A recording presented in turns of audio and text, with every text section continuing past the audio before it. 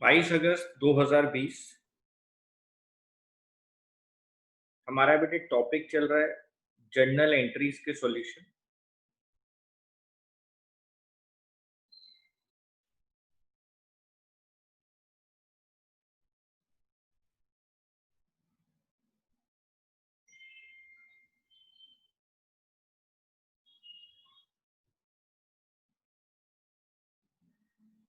बेटे journal entries के solutions हम लोग कर रहे हैं। मैं बेटे आज अपनी क्लास को स्टार्ट करने से पहले आपको सिर्फ 5 मिनट एक बार रिकैप कराऊंगा। मेरे को आप 5 मिनट का टाइम दे थोड़ी सी बातों को रिकैप कराने के लिए। उसके बाद मैं आगे क्लास अपनी स्टार्ट करता हूँ। बेटे मैंने आपको जर्नल एंट्रीज जब सिखाई है तो मैंने आपके साथ दो तरह के रूल्स डिस्कस किए हैं। एक बेटा जिसको हम लोगों ने अपने लिए गोल्डन रूल कहा है,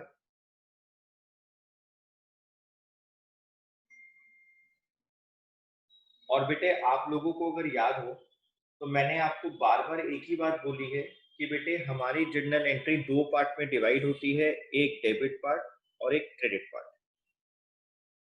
जब भी कभी आप ट्रांजैक्शन को पढ़ेंगे तो आप डेबिट के लिए अपने पास से दो क्वेश्चन पूछेंगे।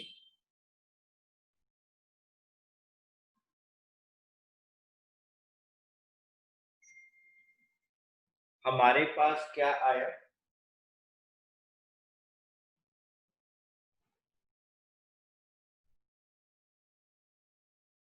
अगर हमें इसका आंसर नहीं मिलता तो बेटे हम लोग सेकंड क्वेश्चन पूछते हैं।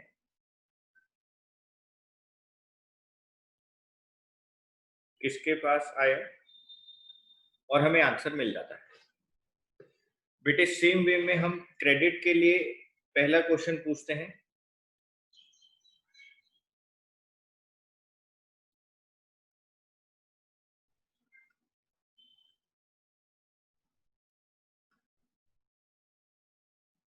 हमारे पास से क्या गया, और अगर हमें इसका आंसर नहीं मिलता बेटे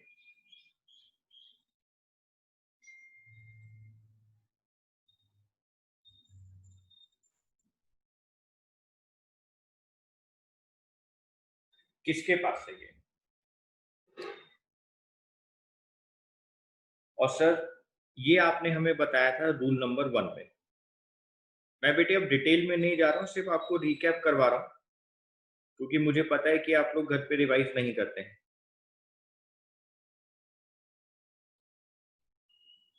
और बेटे रूल नंबर 2 मैंने आपको इसके साथ लिखवाया था।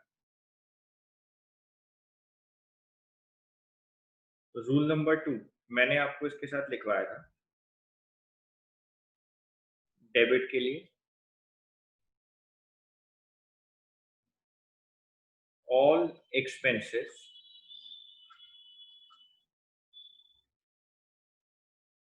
And losses are debited. और क्रेडिट के लिए लिखवाया था all incomes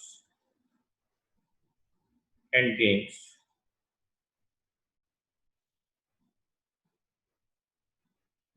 are credited. All expenses and losses are debited, all incomes and gains are credited। ये मैंने आपको रूल लिखवाया था। एक बेटे मैंने फिर आपको साथ में मॉडर्न अप्रोच के साथ भी बात की थी।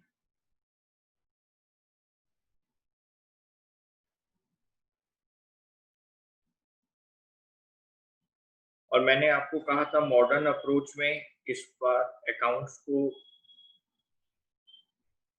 अलग अलग नाम से बांट दिया गया है।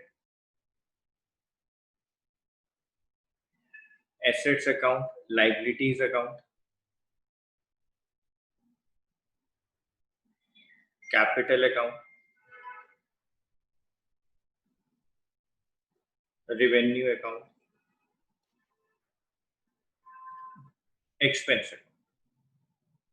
मैंने आपको कहा था एसेट्स जब इंक्रीज होते हैं तो डेबिट साइड आते हैं, डिक्रीज होते हैं तो क्रेडिट साइड आते हैं। लाइबिलिटीज क्रेडिट साइड इंक्रीज होती हैं, डेबिट साइड डिक्रीज होती हैं।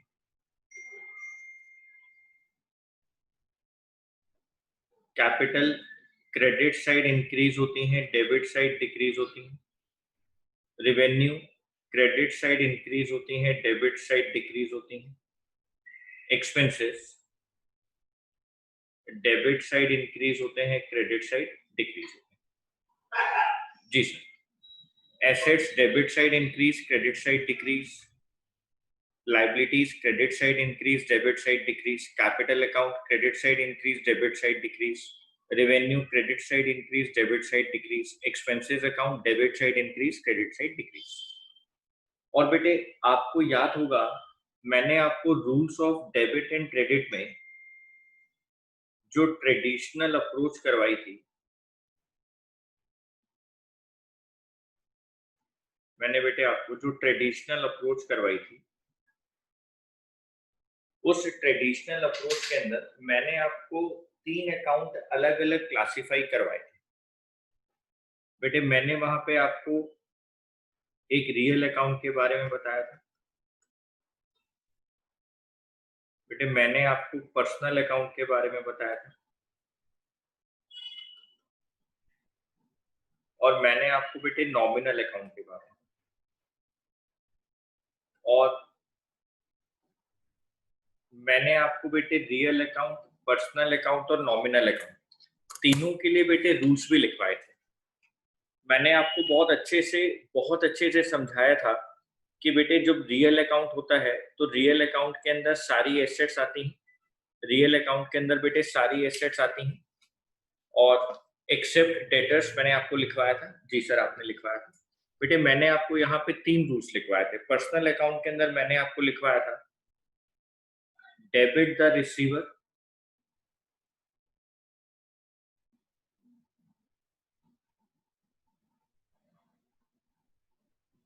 Credit the giver.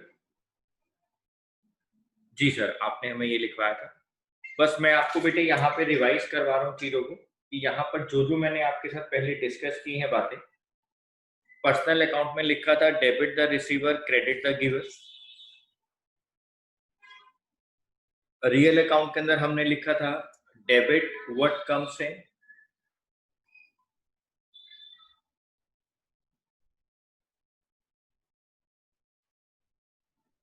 And credit what goes out.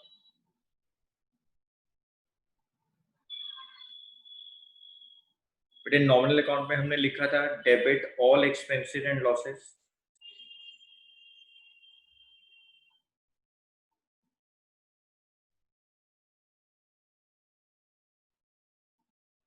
और क्रेडिट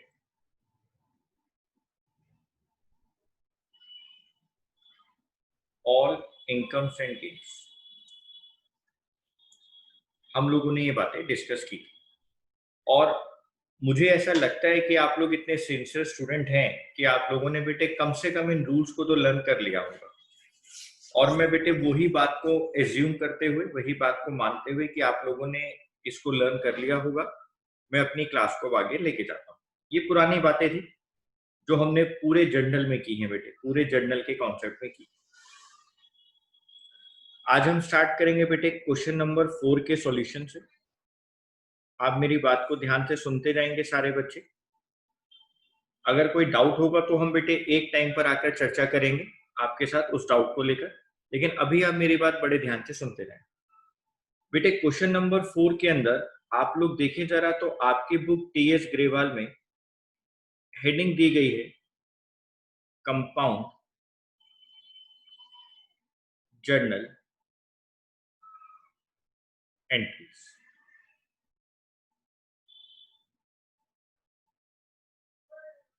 कंपाउंड जर्नल एंट्रीज आपको ये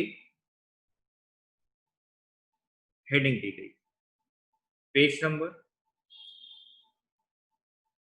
8.49। मैं आपको पहले कंपाउंड जर्नल एंट्रीज के कॉन्सेप्ट को बताता हूं, उसके बाद मैं इसका मीनिंग समझाता हूं कि एक्चुअली में इसकी एंट्री क्या होती है। पहले इसके मीनिंग पे बात कर लेते हैं। कंपाउंड जर्नल एंट्रीज के मीनिंग पे बात कर लेते हैं।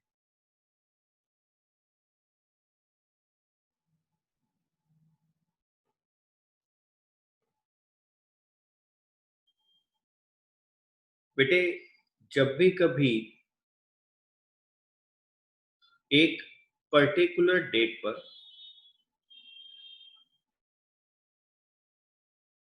एक से ज्यादा एक से ज्यादा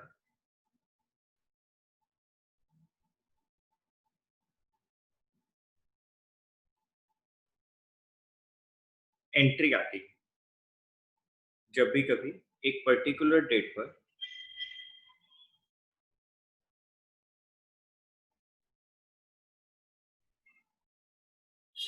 बेटे जब भी कभी एक पर्टिकुलर डेट पर एक से ज्यादा एंट्रीज आती हैं। मान लो बेटे मैं आपसे कहता हूं कि 10 अगस्त 2020 इसी डेट पर आपके बिजनेस में अलग अलग 4 एक्सपेंसेस पेड हुए, अलग अलग 4 एक्सपेंसेस पे किए गए।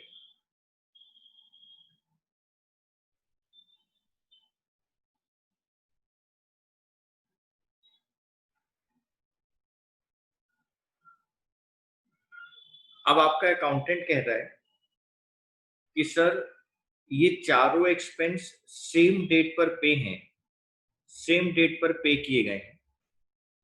मैं इस वाले एक्सपेंस के लिए अलग एंट्री करूं, इस वाले एक्सपेंस के लिए अलग एंट्री करूं, यहाँ के लिए अलग एंट्री करूं और यहाँ के लिए अलग एंट्री करूं, यानी मैं इन चारों एक्सपेंस के लिए 4 अलग अलग एंट्रीज करूं।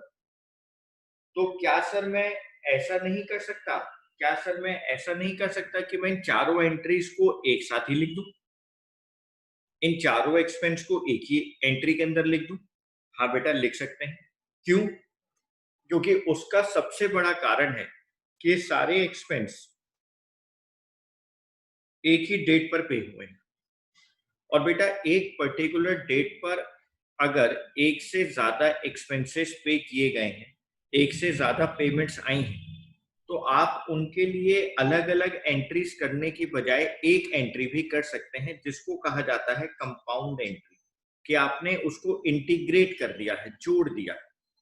जब आपने उसको जोड़ दिया है बेटे तो उसको कहा गया कंपाउंड एंट्री, क्योंकि आपने यहाँ पर एक से ज्यादा खर्चों को एक साथ लिख दिया है, बस और कुछ नहीं। आपने 4 एंट्रीज की जगह एक एंट्री कर दी है बेटे, आपने इन चारों एंट्रीज को मिला लिया है, आपने इन चारों एंट्रीज को एक साथ मिला लिया है बेटे। आपने जब इनको एक साथ मिला लिया है, एक साथ इंटीग्रेट कर दिया है, जब आपने इनको एक साथ इंटीग्रेट कर दिया बेटे तो ये हमारे लिए क्या कहला रही है? कंपाउंड।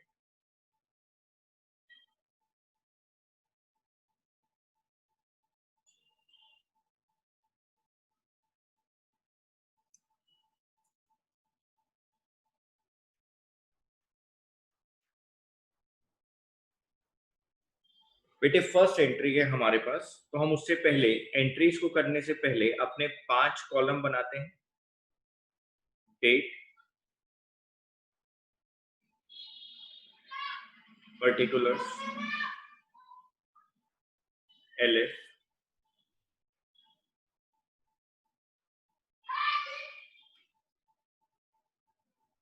डेबिट अमाउंट,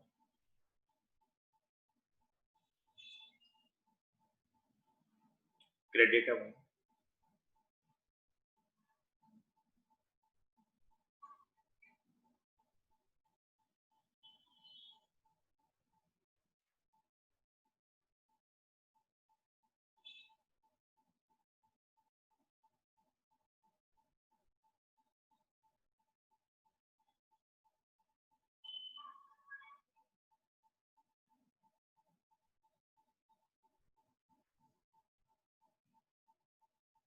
बेटे फॉर्मेट आप लोग अच्छे से बनाएंगे, ठीक है? आपके पास तो पेंसिल स्केल सब होता है, आप लोग अच्छे से फॉर्मेट बनाएंगे। 2020 पे एंट्रीज होनी है। 5 अप्रैल को बेटे फर्स्ट एंट्री आ रही है। Paid salaries ₹20,000, rent 5,000, wages 6,000 by cheque. आपने बेटे चेक से तीनों एक्सपेंस पे करें।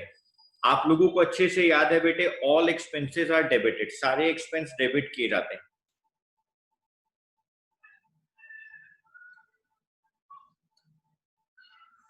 Salaries account debit,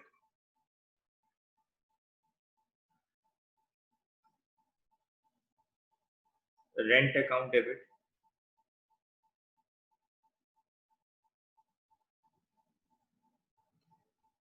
wages account debit,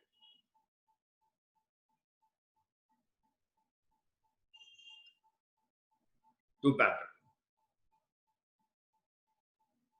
20,000 रुपए की सैलरी, 5,000 रुपए का रेंट, 6,000 रुपए के वेजेस। मैंने यहाँ पर बैंक क्यों लिखा है बेटे, आप लोगों को अब तक तो अच्छे समझ में आ गया मैंने यहाँ बैंक क्यों लिखा है बेटे, क्योंकि पेमेंट चेक से हो रही है।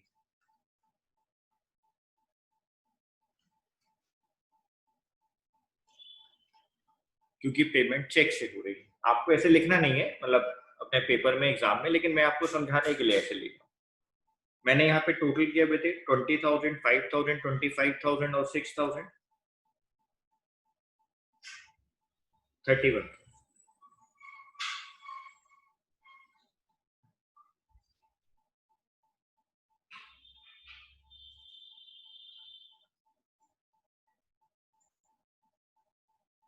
बेटे second entry 7th April, purchase goods from Hari for rupees 30,000 at 10% trade discount and 2% cash discount. Payment was made immediately. Okay बेटे, हरी जी को हमने कहा कि हम आपको सारी पेमेंट अभी दे देंगे, सारी पेमेंट हम आपको अभी देंगे एक साथ।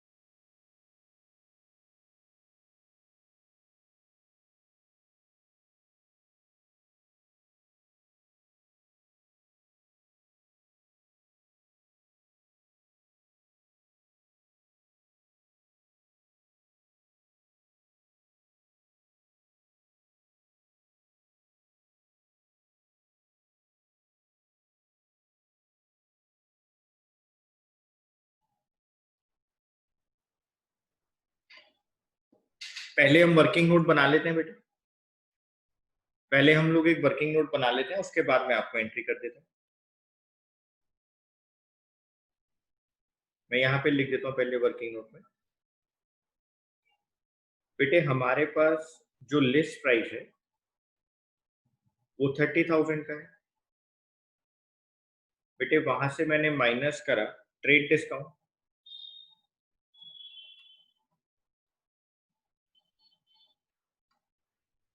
10% का 3,000, यानी बेटे आपके पास जो कॉस्ट आया वो आया 27,000। आपने परचेजेस 27,000 में करी है बेटे, ये नेट कॉस्ट आ रही है, नेट कॉस्ट फॉर परचेजेस 27,000 रुपए की आपने परचेज करी। लेकिन आप हरी को ये कह रहे हो, आप हरी को ये कह रहे हो जिससे आपने परचेज किया कि मैं आपको ये 27,000 रुपए अभी पे कर रहा हूं, मैं आपको 27,000 रुपए अभी पे कर रहा हूं, अभी इसी वक्त मैं आपको 27,000 रुपए अभी दे रहा हूं, आप मेरे को कितना डिस्काउंट दे देंगे। आपको बेटे याद होगा मैंने आपको बहुत अच्छे से समझाया है, बहुत अच्छे से समझाया है ट्रेड डिस्काउंट कैश डिस्काउंट के बारे में, कि बेटे जब परचेज की जाती हैं तो डिस्काउंट रिसीव होता है क्योंकि आपको पेमेंट करनी होती है, और जब सेल्स होती हैं बेटे तो डिस्काउंट अलाउड होता है, डिस्काउंट अलाउड होता है। तो जब परचेजेस होती हैं तो डिस्काउंट रिसीव होता है, और जब सेल्स होती हैं तो डिस्काउंट अलाउड होता है।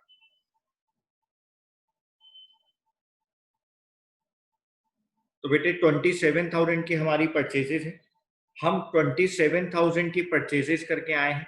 सर हमारे पास क्या आया, गुड्स आए, गुड्स का आना हमारे लिए कहलाता है परचेजेस, परचेजेस अकाउंट डेबिट।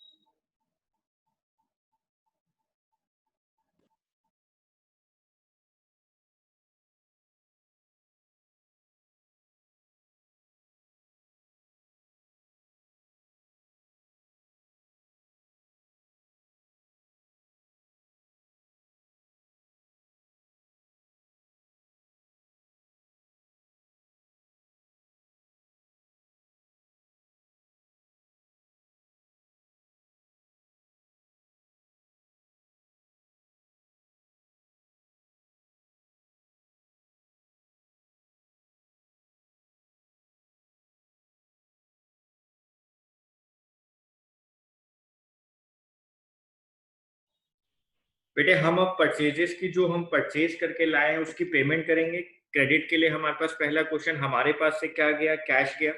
और डिस्काउंट रिसीव्ड बेटे हम लोगों को मिला है, हमारे लिए प्रॉफिट है, गेन है, इसलिए हम उसको बेटे क्या करेंगे, credit to discount received account. Sir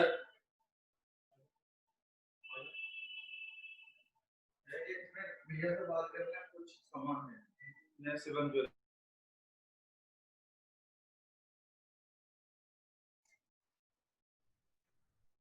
27,000,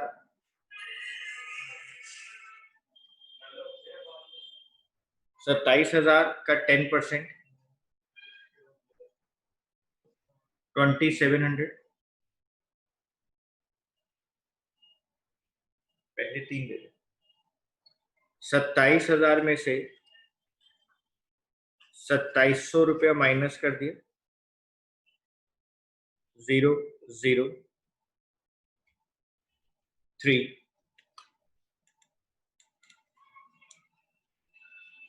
नहीं, कितना परसेंट डिस्काउंट है, 2% है, सॉरी बेटे मैंने 10% निकाला।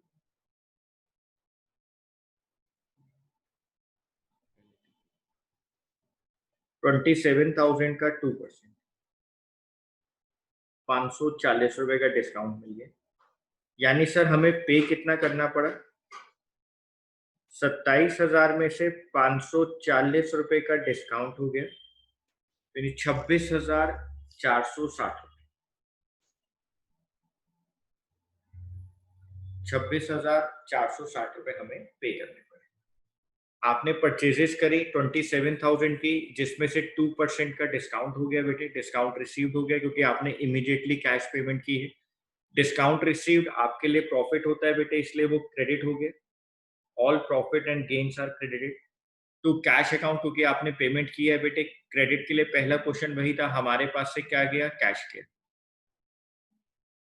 सर नरेशन क्या लिखेंगे हम लोग, बेटे हम नरेशन लिखेंगे बीइंग गुड्स परचेज फ्रॉम हरी, मैं यहां लिख देता हूं, बीइंग गुड्स परचेज्ड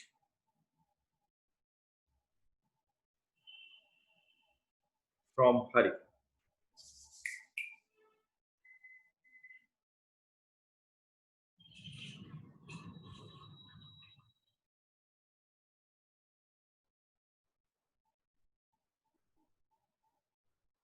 बेटे नेक्स्ट ट्रांजेक्शन की बात करेंगे।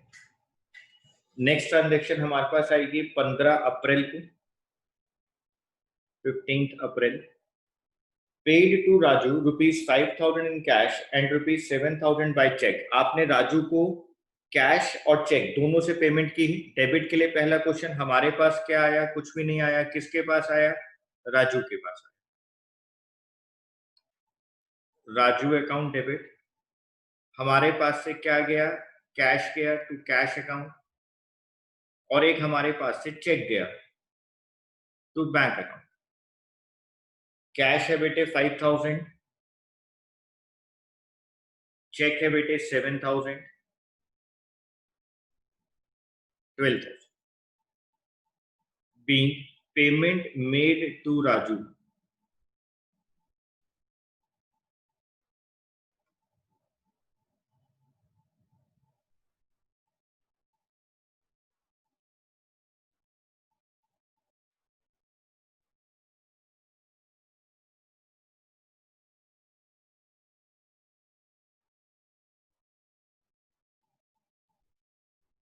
बेटे 15 अप्रैल के बाद 18 अप्रैल आ गया। Goods sold to Roma for rupees 5,000 at 20% trade discount and 3% cash discount. Half of the payment was received immediately. बेटे आपने गुड्स बेचे हैं रोमा को 5,000 रुपए के और आपने उसको 20% का ट्रेड डिस्काउंट दिया है और उसके बाद कंडीशन ये है कि रोमा आपको आधा पैसा हाफ ऑफ द अमाउंट अभी पे कर रही है, आधा बाद में पे करेगी और आपने उसको 3% का कैश डिस्काउंट दिया है। तो सर हम तो 3% का कैश डिस्काउंट उसी अमाउंट पे देंगे ना जो अमाउंट वो पे कर रही है। हाँ बेटे, जो अमाउंट वो अभी पे कर रही है उसी पे कैश डिस्काउंट मिलेगा। ओके सर, तो देखो जरा, बहुत ध्यान से मेरी बात सुनेंगे बच्चे। मैं यहाँ पे वर्किंग नोट लिख देता हूँ। List price, list price 5,000 minus trade discount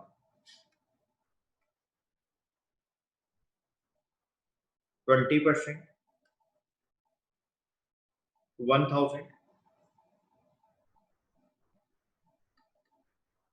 cost price हो गया बेटे,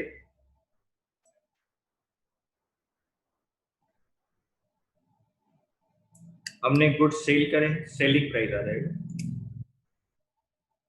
सेलिंग प्राइस हो गया बेटे 4,000, सेलिंग प्राइस हो गया बेटे 4,000।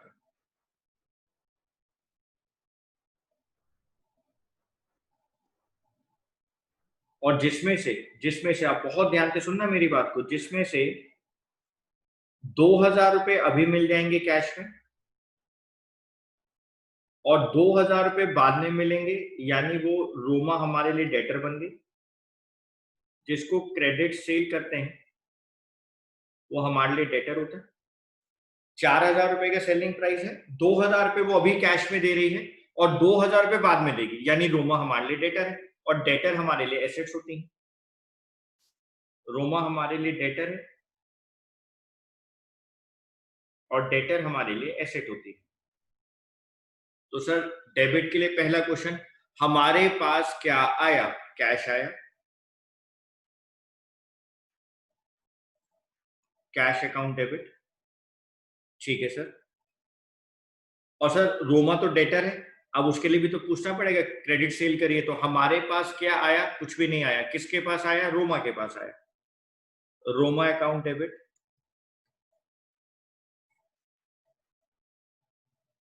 या आप इसको ऐसे भी समझ सकते हैं, रोमा हमारे लिए डेटर है और डेटर एसेट्स होती हैं और एसेट्स के बैलेंस डेबिट होते हैं। ठीक है सर। बेटे आपको मैंने अभी समझाया था, आप लोग फिर दोबारा से याद करें। जब सेल होती है तो डिस्काउंट अलाउड होता है। डिस्काउंट अलाउड जब किया जाता है आपके लिए एक्सपेंस होता है, एंट्री में डेबिट होता है। तो जब सेल होती है तो डिस्काउंट अलाउड होता है, डिस्काउंट अलाउड एंट्री में डेबिट किया जाता है। डिस्काउंट अलाउड एंट्री में डेबिट किया जाता है।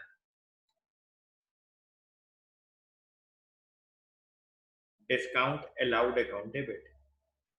सर आप तो उसको 2,000 रुपए पे जो वो अभी कैश पे कर रही है उसी पे तो डिस्काउंट अलाउड करोगे 3% का। हाँ बेटे, जो वो अभी कैश पे कर रही है हम उसी पे उसको डिस्काउंट देंगे 3% का, यानी 2,000 का 3% सर 60 रुपीज। तो सर अभी वो जो 2,000 रुपए पे करने की बात कर रही थी, आपने उसके ऊपर 60 रुपीज का डिस्काउंट दे दिया, यानी वो एक्चुअल में कितना कैश पे करेगी? बेटे वो एक्चुअल के अंदर 1940 कैश पे करेगी। 2,000 में से 60 रुपीज आपने अलाउड कर दिया डिस्काउंट, तो 1940 वो कैश पे करेगी और सर 2,000 रुपए वो बाद में पे करेगी। ये डेटर है हमारे लिए। क्रेडिट के लिए हमारे पास से क्वेश्चन, हमारे पास से क्या गया? गुड्स गए और गुड्स का जाना कहलाता है सेल्स। टू सेल्स अकाउंट 4,000, आप इसका आगे लिख सकते हैं वर्किंग नोट। आपने 4,000 की सेल करी, 4,000 की सेल के अंदर आधा पैसा कैश में आपको मिल रहा है जिसपे आप 2% का डिस्काउंट अलाउड कर रहे हैं और आधा पैसा भी आपको नहीं मिल रहा है, जो आपके लिए क्या है बेटे? आपके लिए डेटर है और डेटर के बैलेंस डेबिट होते हैं। डेटर आपके लिए डेबिट होते हैं। ठीक है सर।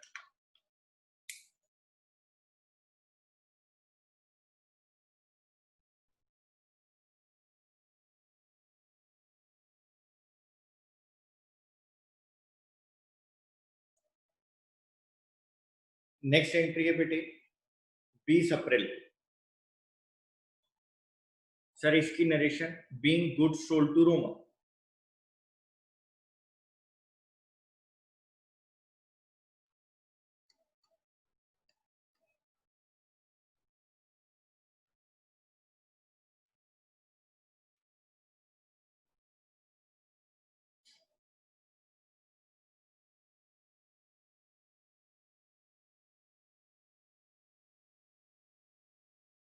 बेटा 20 अप्रैल को लिखा है goods sold to Ramesh for ₹8,000 ही पेड 5,000 by cheque immediately. Okay sir, आपने उसको गुड्स बेचे हैं 8,000 रुपए के, जिसमें से बेटे वो अभी 5,000 रुपए का चेक पे कर रहा है सर। जो नहीं पे कर रहा वो बाद में देगा, वो डेटर बन गया मेरे लिए। सर डेटर के बैलेंस तो डेबिट होते हैं। तो पहला क्वेश्चन हमारे पास क्या आया? कुछ भी नहीं आया। किसके पास आया? रमेश के पास आया।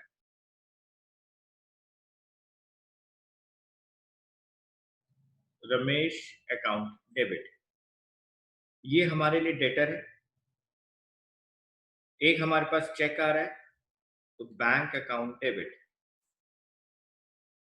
चेक हमारे पास आ रहा है 5,000 रुपए का बेटे, 3,000 रुपए के डेटर हो गए। हमारे पास से क्या गया? गुड्स गए, गुड्स का जाना कहलाता है sales 8,000 being goods sold to Ramesh.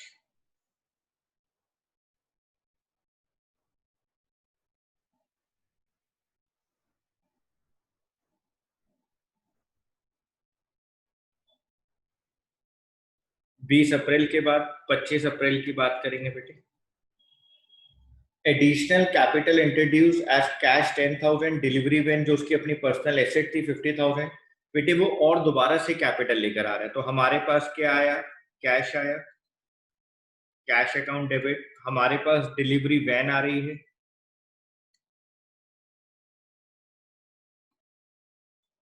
Delivery van account debit. हमारे पास से क्या गया? कुछ भी नहीं गया। किसके पास से गया? प्रोपराइटर, मतलब क्या नाम है उसका? नाम नहीं दिया हुआ सर। प्रोपराइटर के पास से गया, उसको कहते हैं कैपिटल। कैपिटल कैपिटल का बैलेंस क्रेडिट होता है, इसलिए वो क्रेडिट भी हो गया। Being additional capital introduced,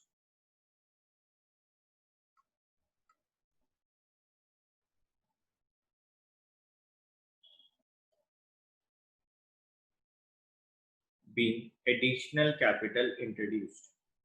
capital है हमारे पास कितनी बेटी? 60,000। कैश आया मेरे पास 10,000, डिलीवरी वैन 50,000,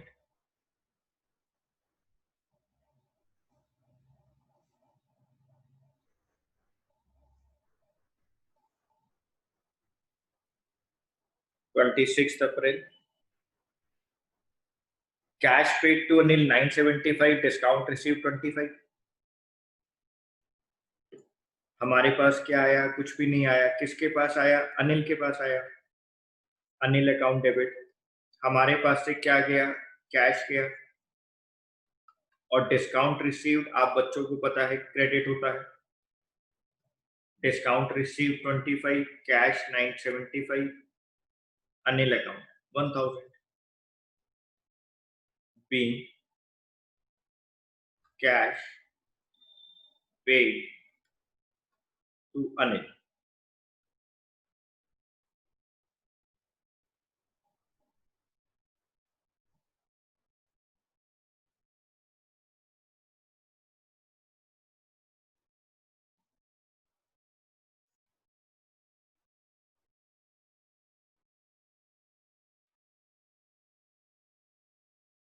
थर्टीएथ अप्रैल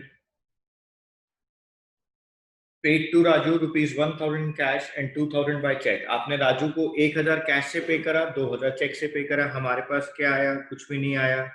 किसके पास आया? राजू के पास आया, राजू अकाउंट डेबिट। हमारे पास से क्या गया? कैश गया और चेक गया। कैश गया हमारे पास से 1,000, चेक गया हमारे पास से 2,000, राजू के अकाउंट में 3,000 being paid to Raju. Next point देखेंगे बेटे, 30th April, paid rupees 4800 to Mohan in settlement of his account for rupees 5000। Mohan को 5000 देने हैं, अब आप फाइनली 4800 दे रहे हो। हमारे पास क्या आया? कुछ भी नहीं आया। किसके पास आया? मोहन के पास आया। Mohan account debit 5000। हमारे पास से क्या गया? कैश गया to cash account,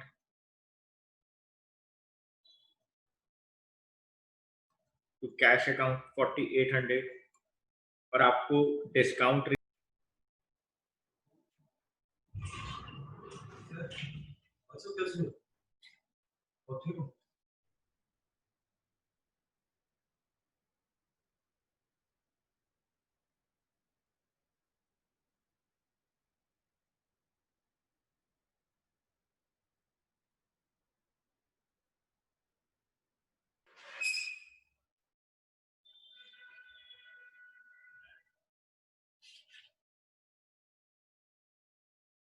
page number 8.50, question number 5।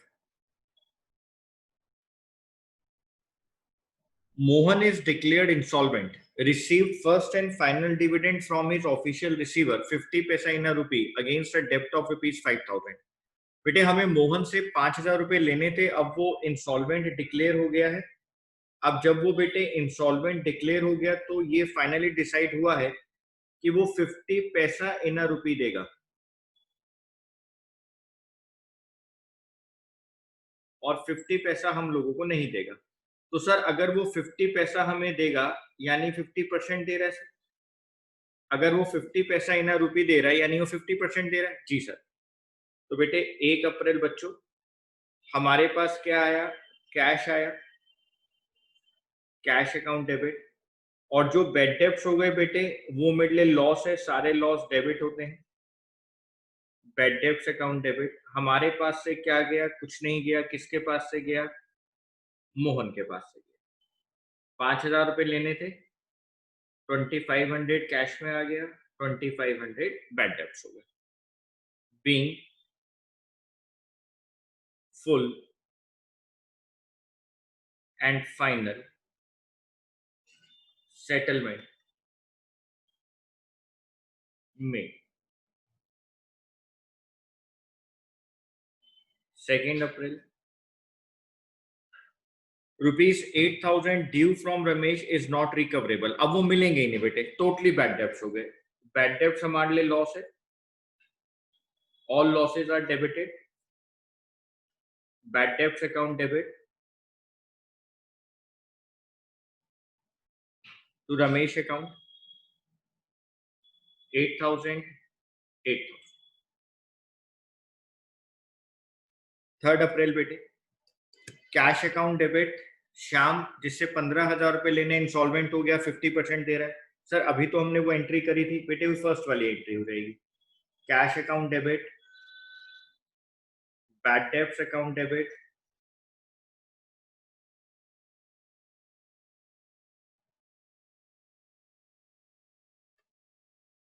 To Shyam account.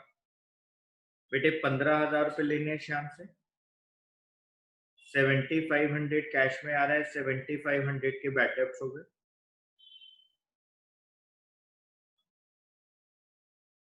4 April, received ₹10,000 cash from Sohan for bad debts return of last year. बेटे कुछ bad debts last year write off हो चुके थे, वो हमें पैसा दे रहे हैं बेटे, वो हमें पैसा दे रहे हैं, बैड डेब्ट्स रिकवर्ड हो रहा है। तो cash account debit, cash account debit to bad debts recovered account being amount of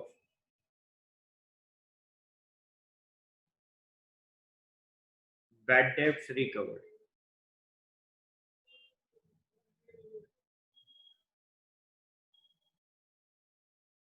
being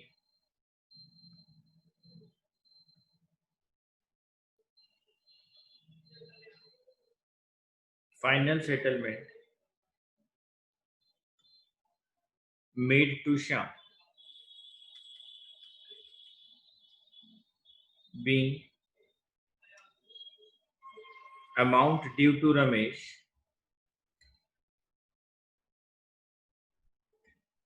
irrecoverable। बेटे फॉर्मेट का आप लोग ध्यान रखेंगे और फॉर्मेट जरूर बनाते रहेंगे, ठीक है। हर एंट्री के बाद आपने लाइन डालनी है।